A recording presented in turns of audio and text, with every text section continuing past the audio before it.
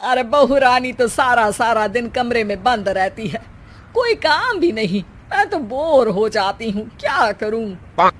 तभी मीना की सहेली रीना उससे मिलने आती है। अरे मेरे घर का भी यही हाल है, बेटा ऑफिस और बहू कमरे में बंद, समय काटे नहीं कटता। लेकिन अब सच मानो तो वक्त ही नहीं है कि वक्त से रोटी भी खा लूं। अरे बहन, मुझे भी बता दे कौन सा जादू चलाया है।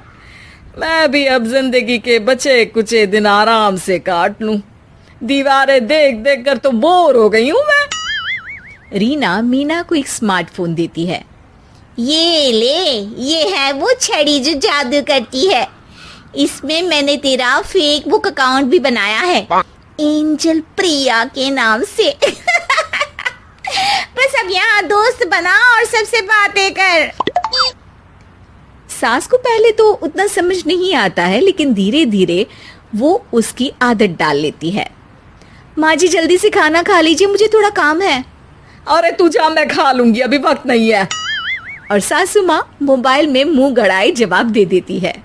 बहू समझ ही नहीं पाती और वहां से कमरे में चली जाती है। अचानक सास को किसी प्यारी पिंकी की फ्रेंड रिक्वेस्ट आती है। अरे वाह, ये तो कोई प्यारी सी लड़की लगती है, बात करती हूँ। सास फ्रेंड रिक्वेस्ट अपनाकर बात करने लगती है। अब क्या था, सास सारा दिन उस सहेली से बात करती, अपनी कहती उसकी सुनती। एक दिन सास फोन पर ही सर गड़ाए। अरे बहू, जरा मंदिर के लिए थाली सजा दे, आज कीर्तन है। बहू फोन पर किसी को मैसेज टाइप करते कहती है। माँ जी क्या है, अब मुझे क्या पता कि आपको कौन कौन से भगवान की पूजा करनी होती है। तभी सास के पास कोई मैसेज आता है। अच्छा अच्छा ठीक है, रहने दे, मैं ही कर लूंगी। अब मैंने मना थोड़ी ना किया है, कर देती हूँ मैं।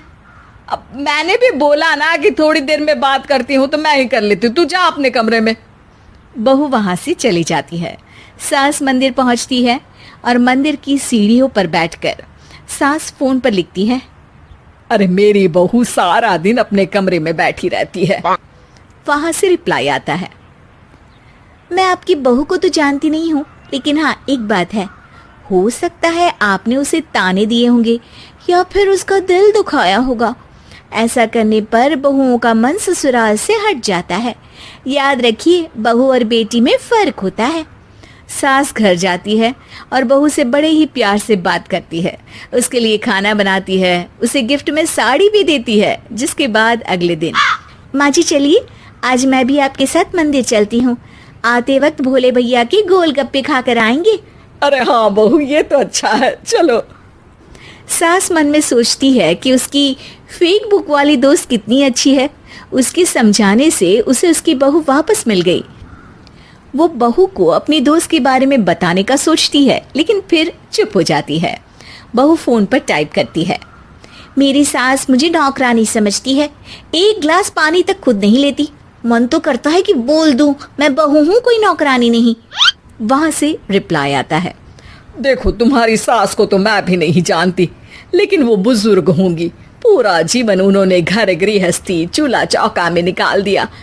और फिर तुम ये भी मत भूलो कि जिस पति पर तुमको इतना गर्व है, उसे भी शिक्षा उन्होंने ही दी है। तो जिसने तुम्हें इतना दिया, क्या तुम उनकी थोड़ी सी सेवा नहीं कर सकती? बहू भी अगले दिन से सास का सारा काम करती, उनके पैर दबाती, उनका ख्याल रखती, उनके साथ घूमने जाती। एक दिन सास, बहू ये लो मेरा हीरे का हार। पहले तो सोचा था कि अपनी बेटी को दूंगी, लेकिन आज जब मेरे हाथ पैर में दर्द था तो तुम मेरा साथ दे रही थी। समय पर खाना पानी देकर तुमने ही मेरा बुढ़ापे में साथ दिया। उसके हिस्से का बहुत कुछ मैं उसे दे चुकी हूँ, लेकिन ये अब तेरा। बहू तो ये देखकर खुशी से उछली जाती है। वो सास को गले लगाकर कहती है, माँ जी आज सच में बहुत अच्छी है। भला हो उस एंजल प्रिया का जिसने मुझे आपसे वापस मिलवा दिया, वरना मैं तो हमेशा आपको गलत ही समझती। मैं तो सोचती थी काश वो एंजल प्रिया मेरी सास होती। क्या नाम लिया बहू? एंजल प्रिया तेरी फेक बुक फ्रेंड है? हाँ माँ जी, वो बहुत अच्छी है। उन्होंने ही मुझे बताया कि सास की कीमत क्या होती है। अरे बहू, कहीं तू प्यारी पिंकी तो नहीं? जी माँ जी, मैं ही हूँ प्यारी पिंकी। क्यों? सास बहू को गले लगाकर कहती है। मैं भी यही सोचती थी कि काश प्यारी पिंकी मेरी बहू होती।